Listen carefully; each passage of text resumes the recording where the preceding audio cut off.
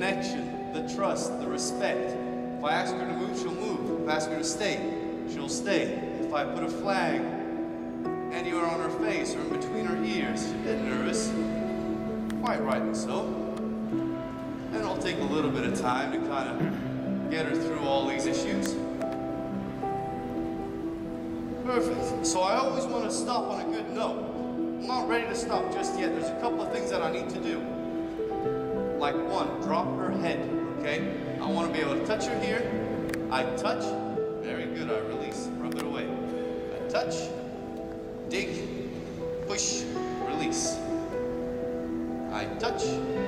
Push. Release. I touch. Push. Release. I'd like her to touch the floor, the ground,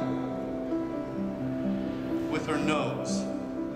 Because being in this position right here, she might start to push me away. I'll keep my hand right there. If she does thrash out at me with her head like she did yesterday, very good. I've got my hand there, she'll just push me out the way. Very nice. Very nice. Dig, dig. Now she's got a lot of pressure there, and I'll only release and rub it away after she gives me that response. And then I'll go to the lightest amount of pressure. I'll tickle her. Then I'll push on her. Then I'll, yes. Come on, girl. Yes. Yes. And this is another very vulnerable position for her, to have the predator up above with her head dropped down low. If a lion is able to grab a hold of her neck, then she's dead. So her natural reaction for self-defense is to lift her head up. I want to rewire that and say, I'm the predator that will never harm you. I'm actually your partner. Chew and lick on her lips, that's great, but drop your head as well, please. Drop your head. Drop your head. Very nice. Drop your head. Drop your head. Drop your head. Excellent. Drop, drop, drop, drop. And always, the first session that I do, I always call it the concept session, where she gets an understanding of the session. I don't care if she does it perfectly or not. So there she's pushing on me. As a horse, I have to push on her, yeah? I need to sometimes be a little bit firm. Don't push on me, I'm not your follower, yeah? And then go back there and rub it. Therefore, she doesn't develop a sensitivity towards me. Right, just before we stop, I'm gonna just get on one more time, give her a nice feeling, something to remember for tomorrow. You can see I'm actually getting on now like she's a horse that's been ridden for 10 years. Girl, so flex. No, other way. Good girl. Move. Good. Flex. Move.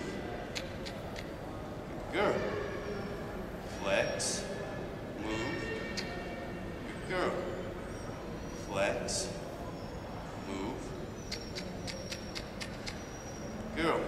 One thing that I'd like you to notice is that third level of pressure that I was using before. This thing is no longer needed. So it's touch, pluck, she moves. I release. Tomorrow it'll be touch, she'll move. After tomorrow I'll think about moving that. She'll sense the changes in my body and she'll move. 8 o'clock tonight, I've got pretty much the same stuff with a finished horse, to kind of show you what a finished horse that has extremely solid foundations, a great connection with his rider, that they both speak the same language, how much performance he can get out of these horses. He's a white Arabian gelding who's 7 years old. I've had him 3 years. And he's pretty hot-blooded, he's pretty spooky, but he puts on a fantastic show. He can gallop and then slide to a stop. He can turn in a split second. He can stop and back up. He can go sideways, all on a very, very light touch. So if you're interested in that kind of stuff as well, to see where she'll be in the next, I don't know, 6 to 8 months, come back and see him at 8 o'clock. Before you clap, let me get off. Thank you very much.